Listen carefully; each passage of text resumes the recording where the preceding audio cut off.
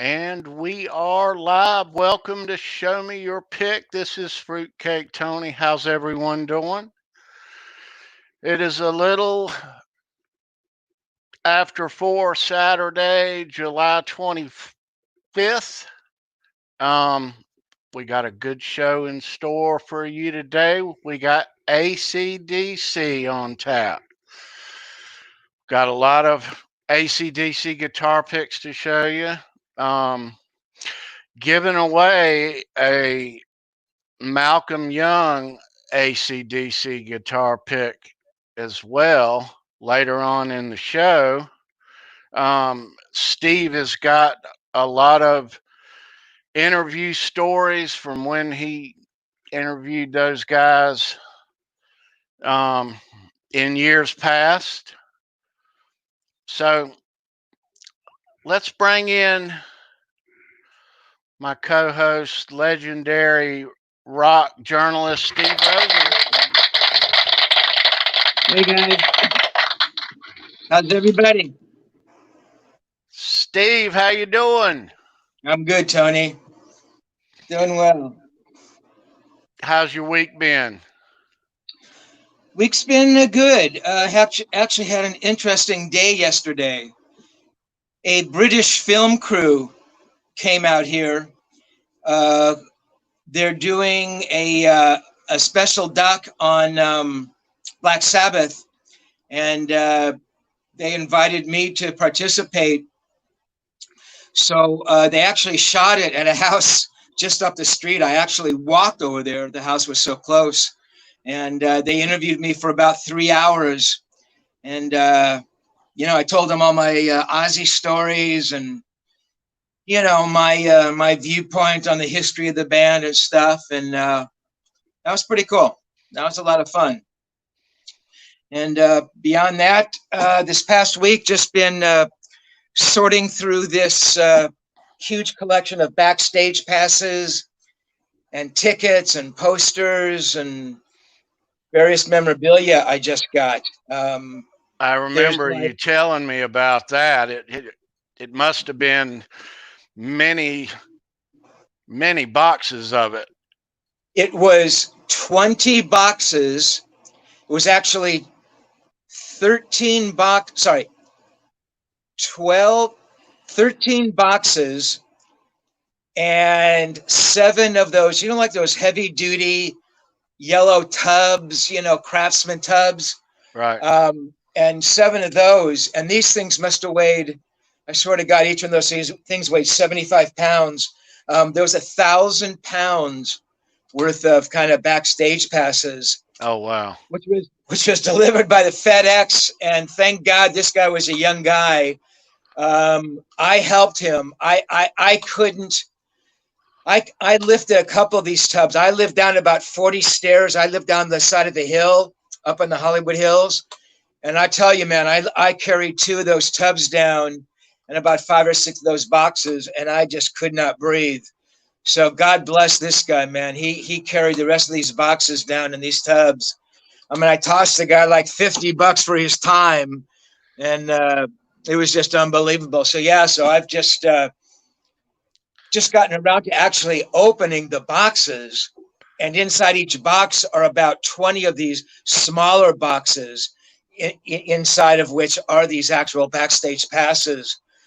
So for the last week, I mean, I've been sorting stuff. I've probably gotten through, oh my God, I don't know. One box, maybe?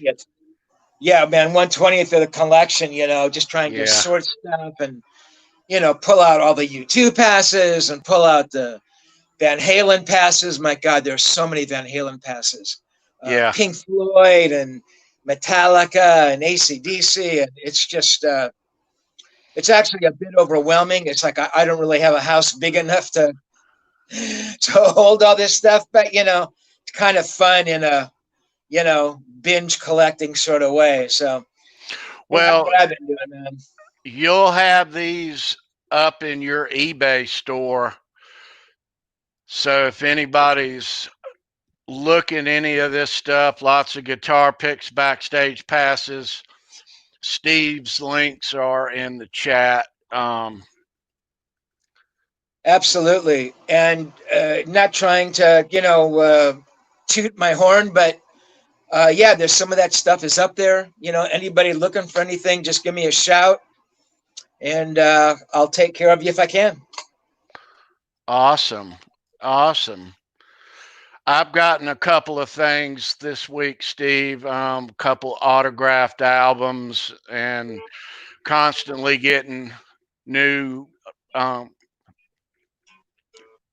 picks each week. Um, yeah. So, Steve, ACDC. ACDC. I like ACDC. I've liked ACDC since, gosh, I was a little tyke. I think that the ACDC album that got me was Highway to Hell, and then that next Back in Black, and then I went back and got the earlier stuff. It is where I kind of I began there, Highway to Hell. So Yeah. before we get going, Steve, why don't you read off a couple of these names here in the chat, if you would? Sure. Who do we have here? We have Metal Soda. Hey, buddy. Soda. Mike Neese is back for some more torture. Thanks, Mike. Thanks for showing up, buddy. Dwight Bailey. I recognize that name. Thanks, Dwight. I love having you guys here, man. I hope you're digging on the stories. Who else do we have here? Halface. I think he's been here before. Yeah, How you doing, man?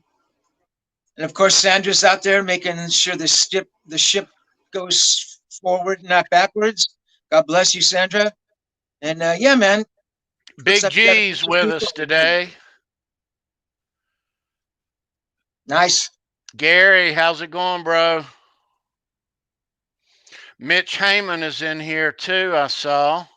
Hey, Mitch, how are you, buddy? Mitch, nice to see you. Welcome. Welcome, Sandra. Right. So, Steve, I want to show what we're giving away here.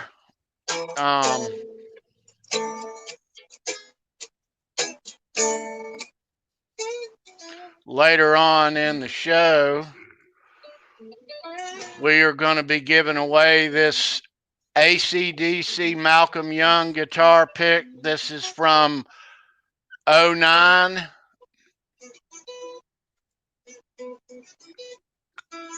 That's nice, man. There'll be one question later in the show, and we'll give that thing away. Mr. Malcolm Young. So, Steve, when did you first meet ACDC, and how did you like them then, or when did you meet these guys?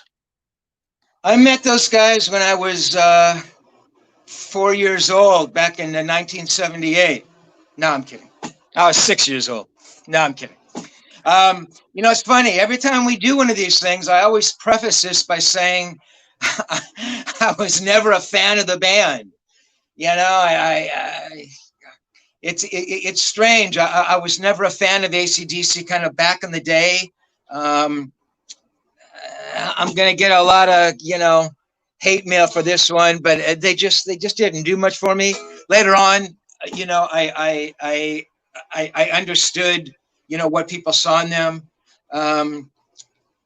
I think what ACDC does is, what ACDC does is what ACDC does. They don't color outside the lines.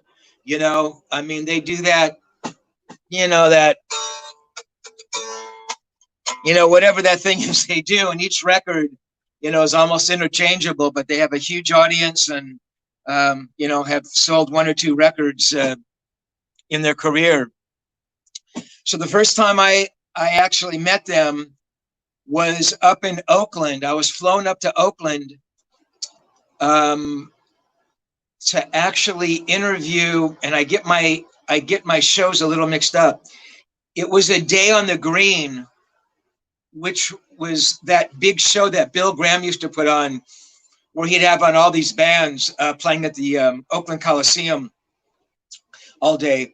And this was the one where Van Halen played. So this is Van Halen's first tour.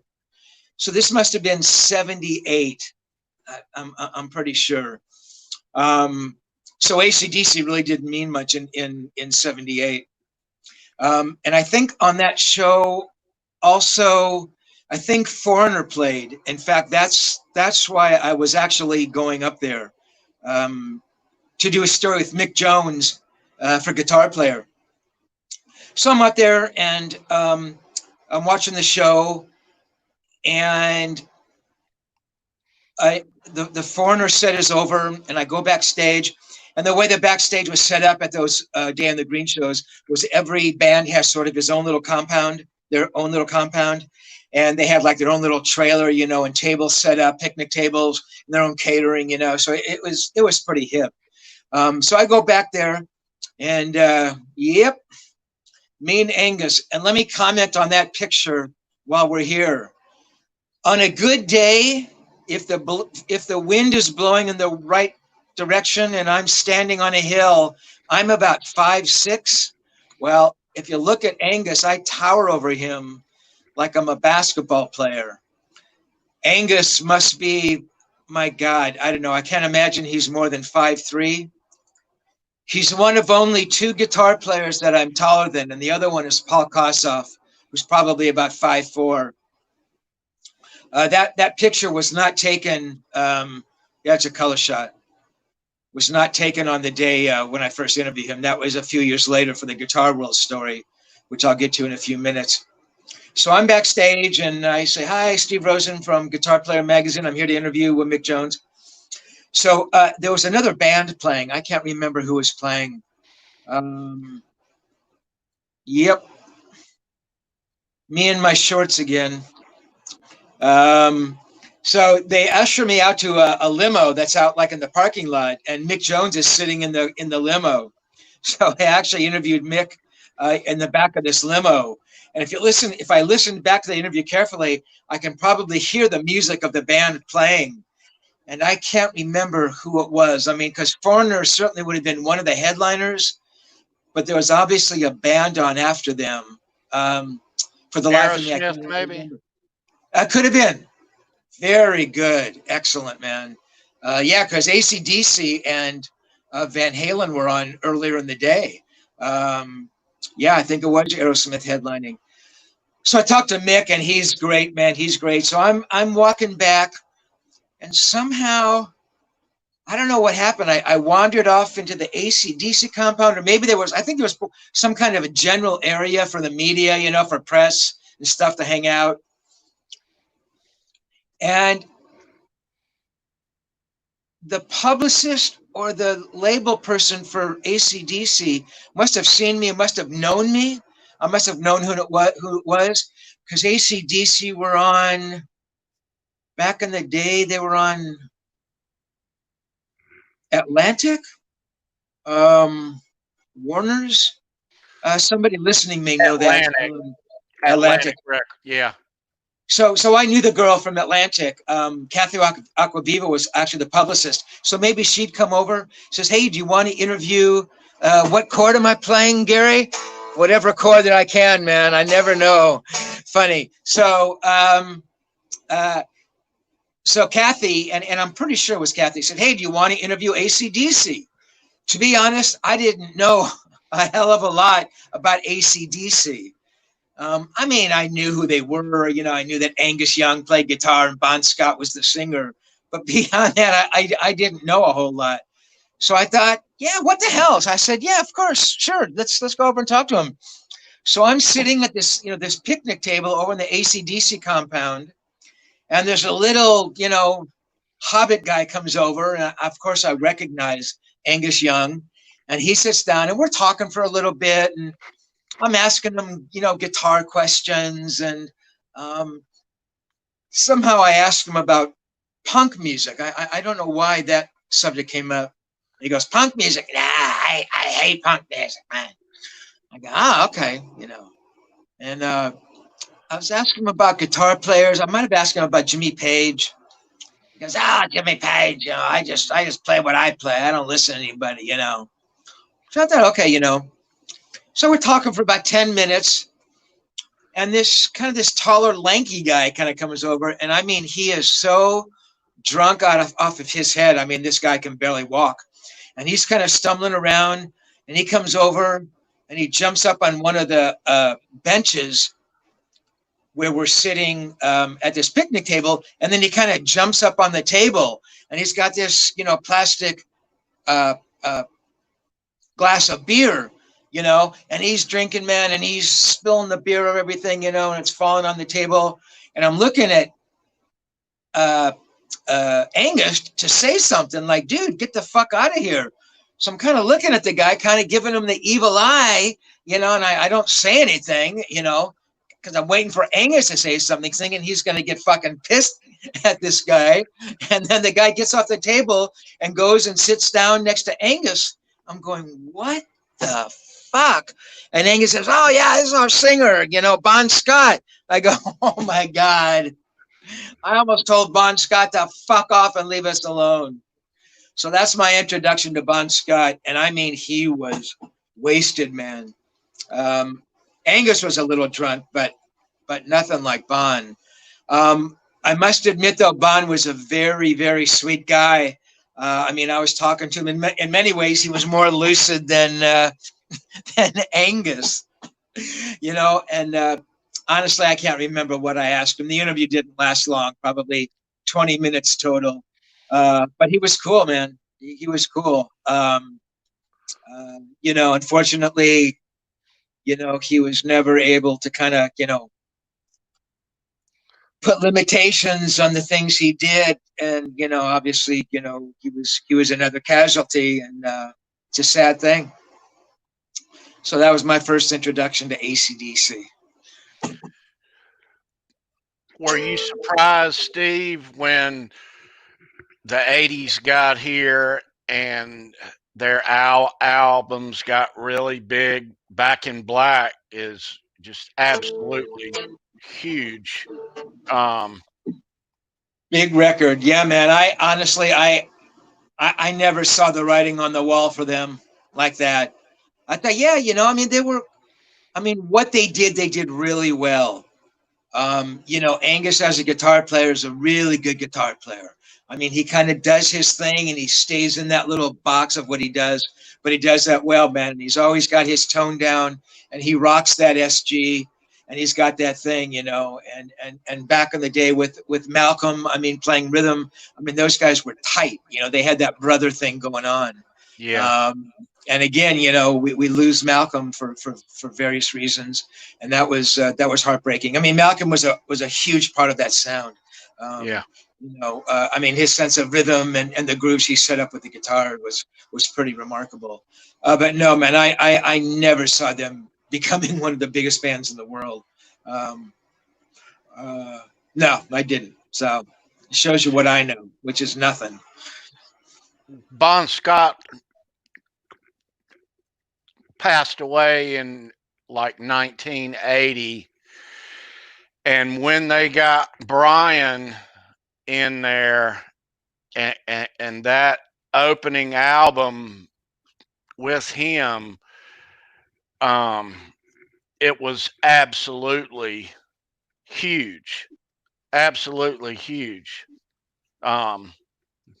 sold millions and millions, still selling millions and millions. Yeah, it's funny. I don't mean to interrupt you, Tony. I had this same conversation yesterday when I was doing that Sabbath interview for those UK film guys. They asked me about, Ronnie Dio coming in to replace Ozzy. And, they said, well, what did you think of Ronnie? I mean, do you think he, was that still Black Sabbath? And my response was, I mean, I wasn't friends with Ronnie Dio. I've interviewed Ronnie many times, kind of going back to the Rainbow days. And Ronnie is an amazing guy. He's a very driven guy. Doesn't drink, doesn't do anything. I mean, he was the exact opposite of Ozzy. The point being here is that they said, well, what did you think when Ronnie came in and how did Black Sabbath sound? And I said, well, man, for me, it wasn't Black Sabbath. It was Ronnie James Dio playing with the Black Sabbath guys. Right. As I said before, I mean, it sounded like, Ronnie's voice is so distinguishable. I mean, it sounds like he's doing Rainbow songs. I mean, honestly. Right. And to get further to the point, what really astounded me is kind of the success that Sabbath did have with Ronnie. I mean, I don't think it was anywhere near what they had with Ozzy, but typically, and now getting back to Bon Scott, when he passed away and they brought in a little help. Brian Johnson. Sorry. Oh, man. When they brought in Brian Johnson, I thought for sure this band is gone. I mean, a band that kind of gets that big, and whenever you bring in a singer, it's never as good or as big, right. As the original band. And, right. Here's a prime example of that being totally wrong. Now, you could say that certainly AC/DC and Bon had set the stage, but I mean, had they made a record that sucked, I mean, it would have been all over for those guys. So my hat's off to them for doing that, for being able to pull that off. That's not an easy thing to do. I mean, think of, a lead singer leaving, bringing in another lead singer, and having the band get bigger and arguably better. I mean, I can't think of anything. Yeah, no. With the Sabbath thing, yeah, I love the Ozzy. I love the original, but I like the Dio era also. Yeah, no, it had its thing, and I get that people dug that and dug Ronnie, and Ronnie went on to have his career off the back of that. But for me, it wasn't Black Sabbath, and maybe that's the purist in me or the the dinosaur in me. It just wasn't Black Sabbath. But I mean, it was good. I mean, they made some good records. Ron, they had some great songs. Ronnie's a great writer, so yeah. Yeah. It's like the Van Halen, Roth, and Hagar. Perfect example. I like the original, but I like them both. Yeah. Well, I mean, that's a perfect example. I mean, again, to my mind, it wasn't Van Halen with Sammy. Sammy's a great writer. Sammy's a great singer. But after 1984, I mean, I don't think any of the Sammy records ever got close to that one. But yeah, man, they made great records, and they had a lot of success with Sammy too. So yeah, man, who knows? Who knows? As AC/DC got more popular, did you interview them anymore, Steve? I did. That picture you showed, Tony, was from, I think that was 84. I interviewed Angus for the cover of Guitar World. That picture you saw is from that.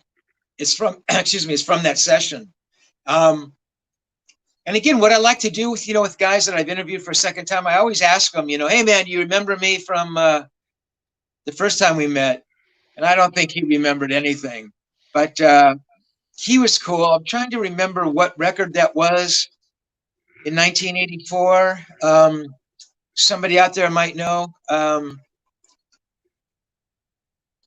So Angus was doing press for that, and Guitar World wanted a story, and he was cool. I mean, it was a fun conversation. We talked about guitars and Marshalls and SGs. yeah, that was fun. And then I'm trying to think. I may have done a phone interview. Jailbreak? I'm not sure, Sandra. Um, doesn't sound right, but I mean, it could be. 70. No, this is 84. Sorry, did I say 74? Yeah, 84. What album came out in 84? And then I think I did a phoner with Angus somewhere along the way, maybe a couple years later, mid 80s or something. Sandra, don't confuse me any more than I'm already confused, please. Thank you. Yeah, man, that sounds right. Flick of the wrist. That sounds about right. Thanks, Gary. So yeah, so I talked about that. Then again, I did that phoner somewhere along the way, the mid 80s. And yeah, that was my involvement with ACDC. Yep.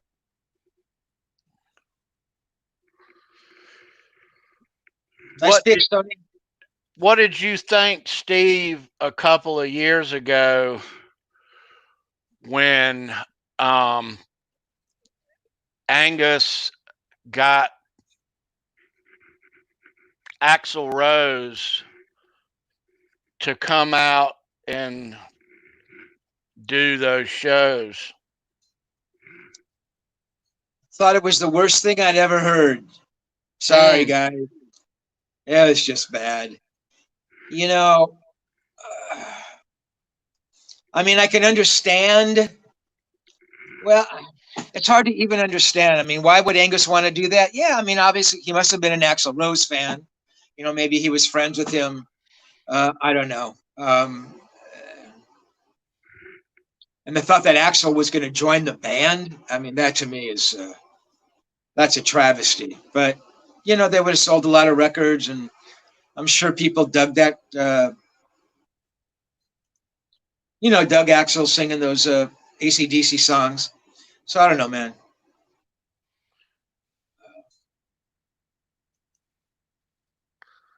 Yeah, not great. Not great. I talked with Gary, who's in the chat, and I asked him that in this past week, and he agrees. Yeah, he did not like it either. Maybe I'm the only one who does. You're too easily you're too easily pacified, Tony. Gotta be harder. I'm a big GNR fan, though. But when that happened, yeah, I went and saw it. But I thought that he sang those songs really well. I thought. Yeah, I mean, you know, he's Axl. I mean, you know, he can sing on key once in a while, and you know, I'm sure he sang AC/DC songs when he was a kid in cover bands. So, yeah, you know, yeah, yeah. I I'm went. Sure, I'm sorry, Tony. I'm sure Slash wasn't thrilled about it. You know, I mean, I don't know if Guns were back together at that point, or if that was after they'd gotten together. But it was after, yeah. Guns were already back together. Yeah. Yeah. So Slash must have been. I'm sure Slash was saying, "Yeah, sure, man, go out, hang out, you know, go play a couple of shows." And then when there was talk that Axl was going to join AC/DC, I'm sure Slash, you know, was rolling over in his guitar picks, you know. Well, he it is kind of when you're that guy in both Guns N' Roses and AC/DC at the same time, you know. So what, you're saying that's a good thing or a bad thing? I liked it. I liked it. I'm happy Brian's back and he's healthy and he's able. Yeah, love Brian Johnson. You know what I thought? You know what I really thought? Them getting Axl, I thought that was a chicken shit thing to do. It's like, hey, you know what? Go find some singer that nobody knows. You know what I mean? Oh, this paycheck, yeah, like Axl really needs the money. I mean, I called that reunion, that Guns reunion. I mean, how everybody knew that was coming, right? I mean, that payday, no one could walk away. But I don't know, man. It's just Axl. It's like, well, why not get Paul McCartney to sing? You know what I mean? It's like I don't know. Go find some young kid who's hungry and has a great voice and bring him in. It's like, now, okay, show some guts. I mean, don't exactly like Journey did. Yeah, man, yeah, okay, that guy sang like Steve Perry, but he was an unknown, and they made that fucking thing work. So you mean to tell me there aren't like Bon Scott clones out there or Brian Johnson? I mean, I bet you there's. I'm sure there is. I don't know, man. I'm sure anyway, there yeah, is. but hey, people dug it. At the end of the day, it's all that matters, man. It's only rock and roll, right? Let's ask the guys here in the chat if they like the Axl in AACDC or not. I know a lot of you don't, but I personally did. Gary, I know you don't.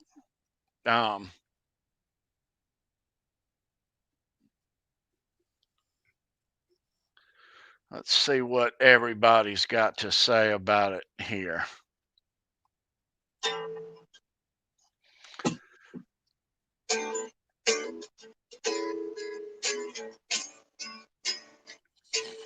Oh.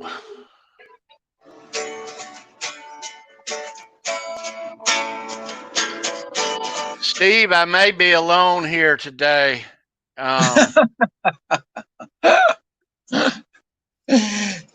Yeah.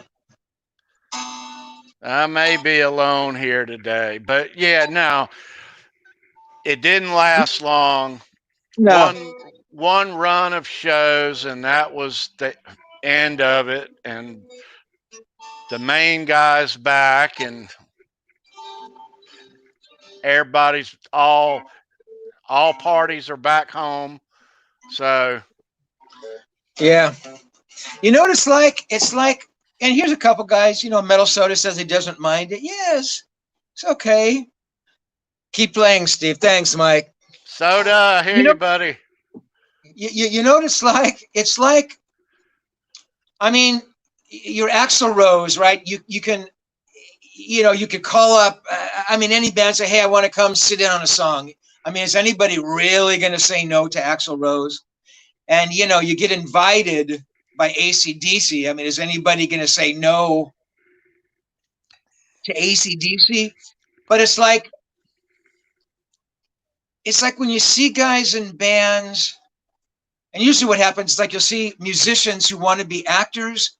I mean, they do it because they can, and they're not necessarily bad because they are creative sorts. Excuse me. But, I mean, they're not great actors, but they can. They can, Sting makes a phone call, or his manager says, "Hey, we want Sting to be in, what was that thing he did? Frankenstein remake, or Bride of Frankenstein, or Bowie," right? And I mean, these are talented guys, or Mick Jagger and Ned Kelly. And they're not horrible, but it's just not great. But they do it because they can. And hey, if I was in that position and I wanted to go be in a movie or go sing in another rock and roll band or something, man, I'd probably do the same thing. But I don't know. In my mind, I just thought that, AC/DC and or Axl had a little bit more integrity than to kind of, go to the bottom of the barrel like that. My thoughts. Well, in Guns' show the past couple of years, they did Whole Lot of Rosie. Yeah.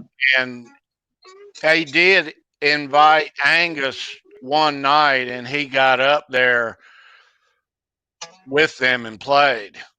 That's different though. So he came up for one song in one show, right? Yeah, right. So obviously that was planned. They knew Angus was, wherever that gig was, they knew Angus was there. I mean, that I get.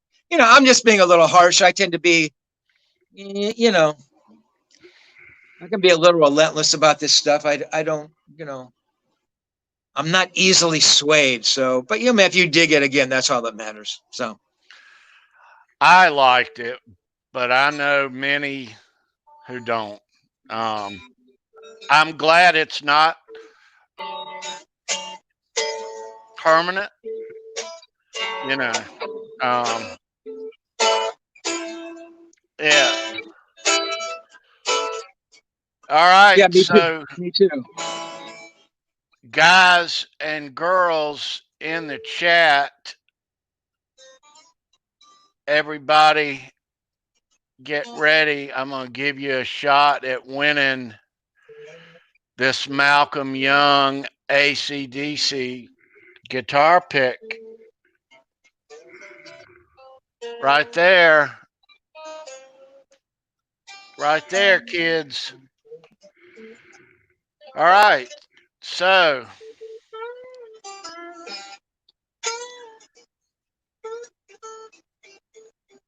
let me go to the question here.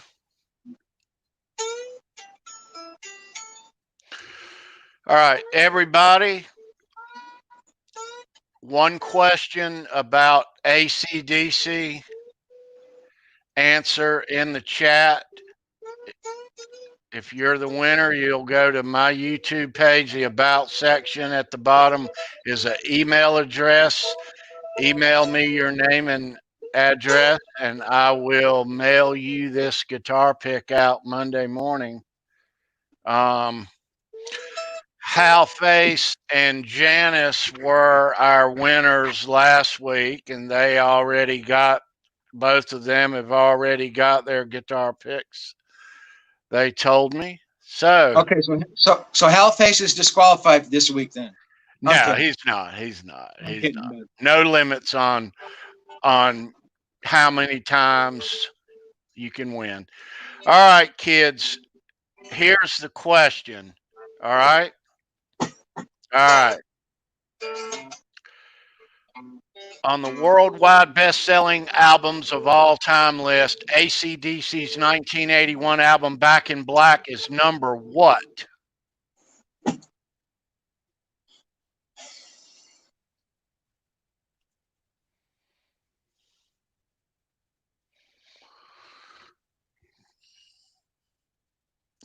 where did you find that poll, Tony? Do you know where that came from? I mean, was it from a Um, site? Was it Rolling Stone or it you was know, you know? Wikipedia. Did it say where it came from though? Oh, there we go. Hal Got it. Face is the winner. Hey, that's a little Hal suspicious, Face, Hal Face. Hal Come Face on, is the buddy. winner. All right, so let me see. Wow, look at that. Nobody else had two. That's unbelievable. Let me go to the chat here. See what's up. All right, we had a lot of Hal Face number 2. All right. Rick says number 19. That's funny. So, Hal Face. And it's a shame, Steve, that nobody else said number 2 because I have a couple of more Oh multiples of man. this. So I would have been happy to. But Okay, so well why Hal, don't we I'm sorry, Tony. So why don't we do a part B? Why don't we say okay. how many records did they have they sold or something like that? All right. Why don't we do this? Hal Face is our winner. And Hal Face, I've got your address from when you won last week's pick. Okay, so what I'm going to do, kids, now, if you see this question, it says worldwide best, okay? That's worldwide. It's number 2 all time next to Michael Jackson. But here's another one. Get ready. What number is this album all time in the U.S.? Go. Just in the U.S. Are we disqualifying Halface this time? Yeah. If he wins again, I'm He's really already got suspicious, one. man. Okay. All right. What number is this album all time in the U.S.? Rick says 19 again. That's a riot, man. He likes 19. Okay, we have us a winner. Gabriel Tone Guitars in the U.S. Back in Black ranks number 6 all time. Congratulations. Look, go to my YouTube about at the bottom, email address, email me your name and your address, and I will mail you out a Malcolm Young AC/DC guitar pick. Cool. Congratulations, and thanks for watching, and thanks for being here. Yeah, much appreciated. Much appreciated. Is Gabriel Tone Guitars? Do you actually make guitars, or is that just your tag name? Curious. I'm not sure, Steve. Let's wait on his answer here.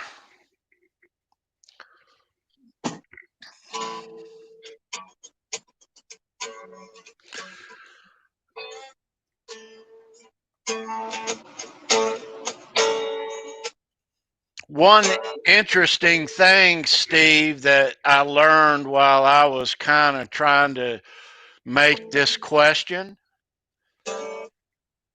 is AC/DC's album counts as one, okay? But for all those albums in the world, that's a 2-album double LP. On that list, it counts as 2. And I never knew that. Are you sure? Yep. That's what it says? Yep. That's ridiculous. I mean, that's kind of padding the statistics. I mean, they sold hundreds of millions of records anyway, or close to it, whatever. But I mean, that's ridiculous. It's one album just because there's, so if there was 3 discs, it would count as 3, which means they've sold 3 times as many. You know what I mean? So that means they could have sold less records than somebody above them, but because each one of the records counts as 2, you know what I mean? So that's a little disingenuous, I think. That's weird. Rick is a huge early AC/DC fan here. Nice.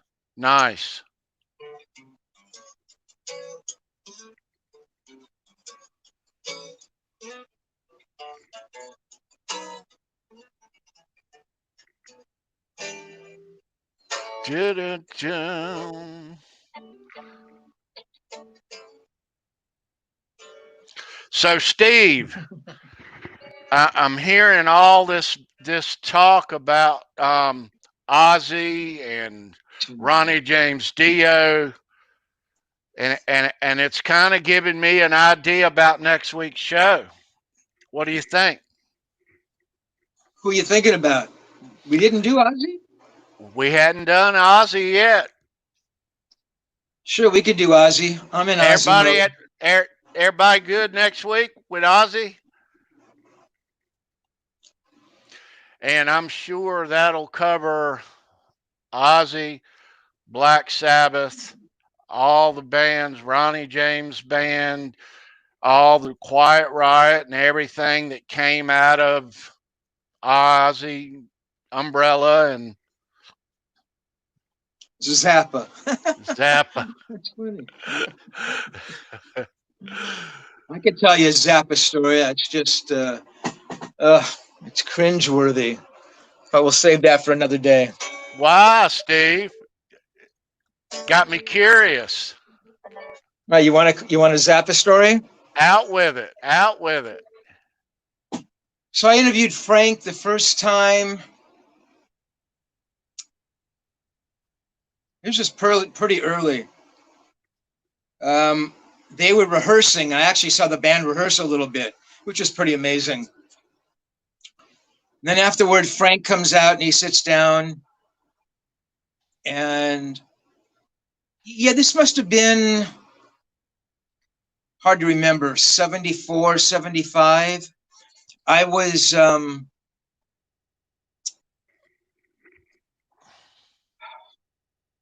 writing for an English newspaper called Sounds. There was 3 English newspapers, Sounds, NME, New Musical Express, and Melody Maker.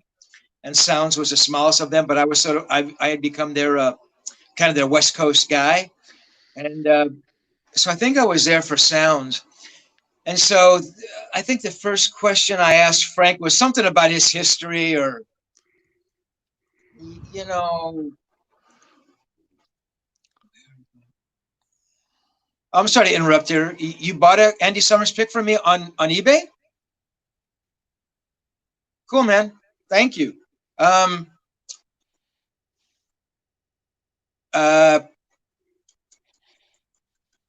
So I was asking Frank something about his background or something. And he said, well, why do you want to know that? I said, well, Sounds, wants to know. And he says, well, that's been told before and that's all over. I said, well, Sounds wants it, so they can have it, so it can be, unique to them.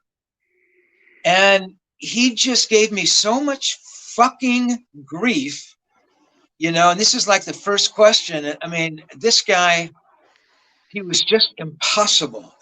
I mean, I really dislike the guy. I hate saying that. And so I asked him some other stuff, and he, was, sarcastic and sardonic. And I asked him a question, and he used the term, and it just went out of my mind. He used the term, oh God, I can't think of the word he used, but he says, well, the only thing that journalists do, man, is they take something that is written and then they turn it into this thing and they turn it into that thing, and there's nothing original, and he was insulting. And it was like, I mean, I walked out of there and I thought, this guy is just, what an asshole this guy is. And again, I hate saying that kind of stuff, man, but he was not a nice man. So I interview him again, and now the tables have turned. Guitar player wanted a story. They wanted a cover story on Frank Zappa. So they sent me to do it. So I went to Frank's house. Frank lived up on Woodrow Wilson. I lived in Laurel Canyon, right off of Laurel Canyon Boulevard. So basically, I kind of went down the hill from where I lived, made a left on Laurel Canyon, went to the top of the hill, which is Mulholland. That's a famous street that's been in, lots of movies and stuff, guys racing around and stuff. And then you go down about half a mile, you make a right on Woodrow Wilson, and Frank lived over there. Frank actually owned 2 houses. He had his house, and then he bought the house next door where he put his studio, which is pretty hip. So, no, I'm sorry. We didn't do the interview at his house. Yeah, we did. So the interview was done at his house. Niels Lozauer, best fucking photographer in the world, shot the pictures. So I'm talking to Frank, and he's on his best behavior, man. And every single question I ask him, man, he's giving me stories, and, he can't stop talking enough. And, he jammed with Eric Clapton, and he's talking about his guitars. And, I mean, it was a really good interview. And it was because he knew he was being interviewed for the cover of Guitar Player magazine. Had the guy given me grief, I would have said, fuck you. I would have told, yep. I would have told guitar player, listen, the guy, wasn't cooperative. I couldn't get an interview out of it. And, there's no story, but he was totally cool. So as I'm leaving, I see that he's got these little German Shepherd puppies in his front yard. I mean, these dogs were amazing. So I'm kind of petting the dogs. I don't know, there must have been 2 or 3 of them. And Frank said, hey, do you want one of the puppies? I need to give them away. I go, man, I would love a puppy. So I said, listen, I can't take them now. I just live down the road. I'll come back tomorrow morning and pick it up. So the next morning I'm there, I don't know, 10 in the morning. And I look and I see in the front yard and there's no dogs in this little outside pen. And I figure Frank has them inside the house. So I knock on the door and I think Gail answered. Gail was his wife. And I said, hi, is Frank here? And Frank comes to the door. I said, hi, Frank, I'm here to get the dog. And he goes, well, I gave your dog away. And I'm thinking he's just being Frank again and he's just giving me grief. I go, excuse me?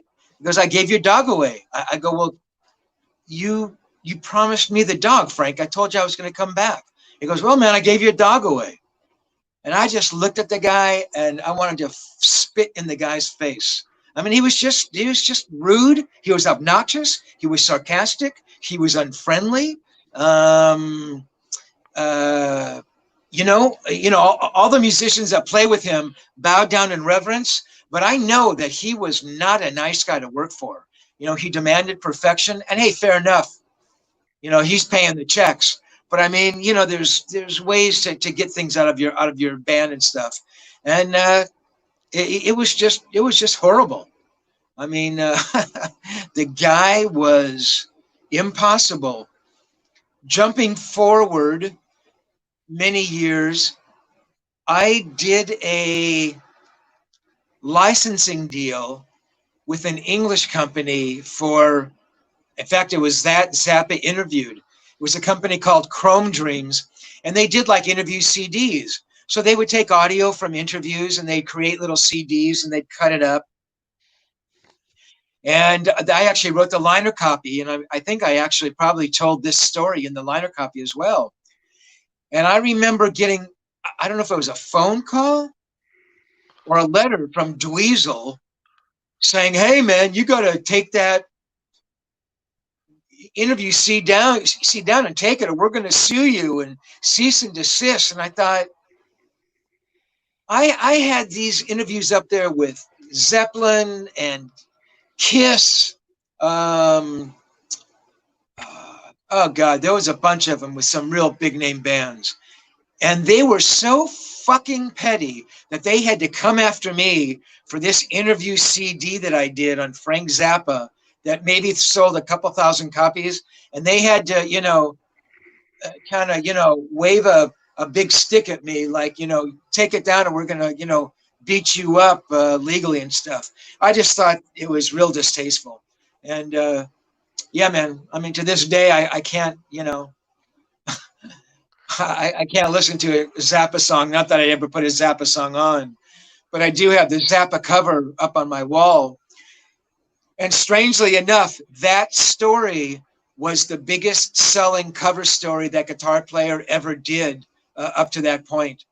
So I don't know, man. I never understood his popularity. I never got it. I never really cared for his guitar playing. I mean, he had amazing bands, and Frank was a talented guy. He could read and he wrote and he could do orchestral stuff. But at the end of the day, he was still a rude, sarcastic individual with me. So, yep. Was your Steve Vai interview, Steve, that's up on your channel, was that back in his Zappa days or after that? No, that was post Zappa. I interviewed Steve. I never interviewed Steve during the Zappa days. I interviewed him with Alcatraz, so he was fresh out of Zappa. Right. And right. I mean, Steve adored Zappa. And hey, fair enough. Zappa groomed Steve. Steve got his thing together with Zappa. But I don't know, man. It wasn't my thing. Yeah, Zappa is not my thing either. Um, yeah, he's not. Um, Yep. so Steve, um, we'll go ahead and say that it's going to be Ozzy next week. So Yeah. Oh, I'm sorry, everybody, Tony. Forgive me, Tony. We'd also talked about that other band. what band is that? Should I Black give it away Sabbath? here? No. No, yeah. What band? And I have it marked down. In fact, I had it marked down for today. Oh no, sorry. I'm sorry, man. Forgive me. I'm getting my days mixed up. Never mind. We're good. What Next band? week. Next week for Ozzy. All right. I think I'm going senile, dude. You gotta take care of me. I swear to God. You're I can good, remember. Steve. I can remember 42 years ago, man. And I can't remember 4.5 minutes ago. Oh my God. All good, Steve. Much love, brother. Um, so everybody, appreciate you coming by. Um, come back next week, Ozzy. Um, but right now, we are gonna bring on board the lady that helps this machine roll. Um, the lovely Sandra Pokorney. Hi, chat. Hey. Can somebody hashtag me senility sucks? I'm teasing, Steve. How's you it guys. going, love? In the house, it's great. Outside, you don't want to be there because it's just like, ew. Yep. I It is forgot so to ask you thick. something. Okay, what? I mailed you a package earlier in the week. Have you gotten it yet? I haven't checked the mail today, so I don't know. Not as of yet, no. It might be in your mailbox. And I think you're going to like it. No, I'm kidding. I'm kidding. I'm kidding. But I will check after this. Yeah. I'm expecting a few things, but yeah, yours is, yeah. So your show, yours and Gary's show is coming up here in a couple hours, Sandra. Oh God, is it? Am I right? Yes. The communication breakdown. 6 p.m. Central, 7 p.m. Eastern. Yes. And we have a very special guest. You happen to be looking at him right now. Who's your special guest tonight? That guy. That guy. Oh, you. It's me. It's you. Okay. Gonna be talking guitars and stuff. All right. Not memorabilia. No. Just okay. You're gonna play and sing. Show off some guitars. Very nice. All right. We'll get a bonfire going and yeah. There we go. Sweet. Sweet. All Chad, right. thanks for tuning in. Make sure you like, comment, and subscribe to all the links down below in the description, because if you don't, I will hack your Pinterest accounts. I'm dead serious. You're cracking. We appreciate everything you do here each week, Sandra, and thank you so much. You are most welcome, both of you. Yeah. And everybody, you got about an hour and a half to get a bite to eat and come back here on YouTube and watch the communication breakdown. Big G and Sandra. Yeah. So, Steve, have a great week. You too. Hang out backstage a second. Everybody, have a great week.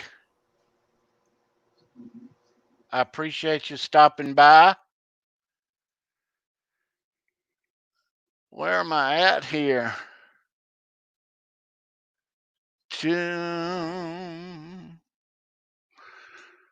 Okay, so everybody.